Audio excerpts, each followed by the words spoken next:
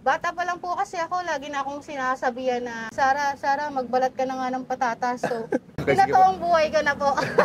Sa dami nga ma'am na nag-trending na ganito, anong kakaiba dito sa tinitinda mo kumpara sa kanila? Yes po, 100% ang masasabi ko po and proud ako is yung creamy spinach po namin. Marami pong nagsasabi na katulad siya ng isang sikat na pizza chain, pero kayo na lang po yung humusga. Solid nito. Hello ma'am, ano binibenta niyo po dito? Hi, meron po kaming spuds. It's a baked jacket potato po, loaded with butter and cheddar and mozzarella combination. And then, pipili na lang po kayo ng toppings nyo. We have 3 types, regular, classic, and premium. Ang pinakamura po namin is 79 and pinakamahal na po sa premium is 179 for chili con carne. Well, marami po kaming bestseller. Sa regular po, creamy garlic and cheesy overload. Sa classic is creamy spinach. I can say na kami lang po yung merong ganon sa spuds. And sa premium po is yung bacon bits and chili con carne. Sige ma'am, yung pa-order ako ng chili con carne po. Okay, wait lang po. Ayan. Ano yan ma'am? Yan na po yung baked jacket potato or yung spuds na tinatawag po natin. Okay. Binibake pala siya. Yes po. So, isa lang po yung size ng ano namin, spuds. And it's up to you kung gusto niyo pong magpa-add-ons. Meron din po kaming regular spuds add-on for 59 pesos. Sa ganitong serving ma'am, isang pirasong ano lang po? Yes. Potato. Okay. Apo. Tapos, ayun. Tapos, ano po yan ma'am? Ay, butter po. Butter. Apo. Ito na po yung mix ng cheddar and mozzarella. Cheddar. Yun. And then, chili con topping. Ano yan ma'am? Kayo rin po gumagawa nitong mga ano? Yes po lahat. Well, meron po akong kami na chef na kaibigan. So, I had some help po. Okay. Okay na po yan? Yan na po yun, sir. Grabe, ang bilis palang gawin yan, ano ma'am? Yes po. Anong pangalan nitong cart mo dito, ma'am? Yummy Spuds po, tapat po ng SM Molino. Katabi lang po kami ng Petron. Anong oras po kayo nag-open dito? Normally 10 a.m. until 12 midnight or until supplies last. But this past few weeks po, 10 p.m. pa lang na uubos na po yung supply namin eh. Grabe, nakakailang patatas guys sa isang araw, ma'am? Nung first week po, mga 10 kilos. Second week, 15 kilos. Nung third week po, nagta-30 kilo na kami, kinukulang pa. Grabe, lakas niya rin pala, no? Apo.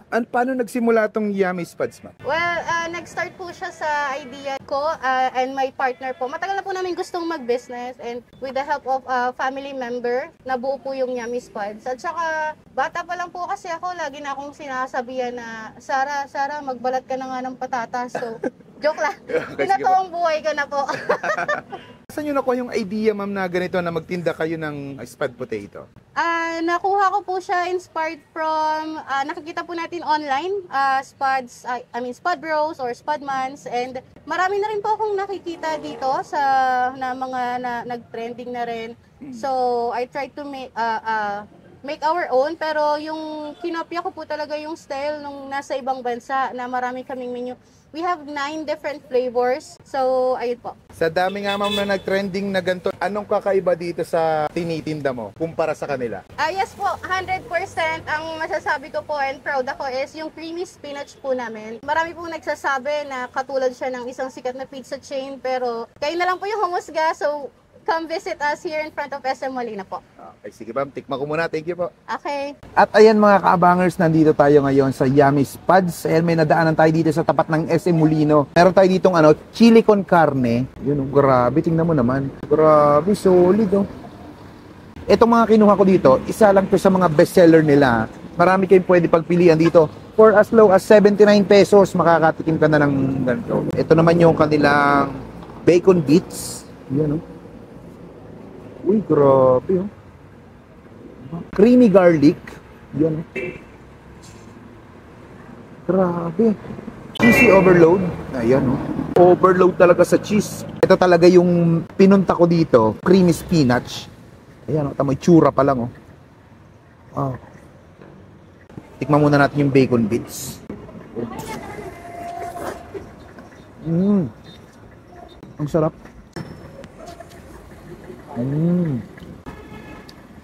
Quality. Tikman naman natin yung cheesy overload. Sarap ng mga toppings.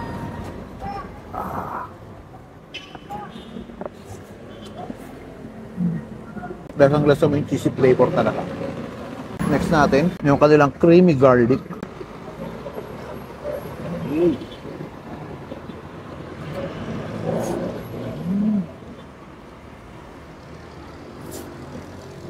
Sobrang creamy, tapos lasang-lasa mo yung garlic dito sa flavor na to.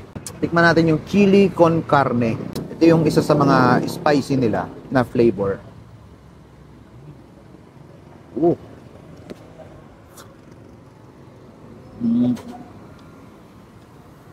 May pagkalasang ano siya, Mexican food. Sarap. Grabe to. Pandiinan. Kaya pala isa to sa mga bestseller nila. Ang sarap ng lasa. Next natin yung creamy spinach. Itsura pa lang, oh. Wow.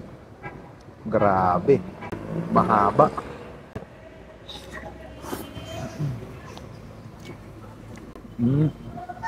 Sobrang creamy. Tapos hindi siya tinipid sa spinach.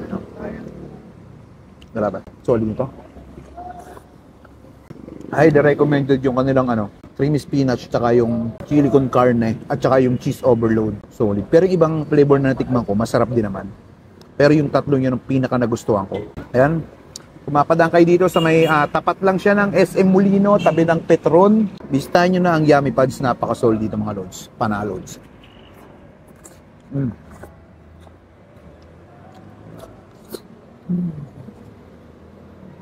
Paano? Ubusin ko muna to.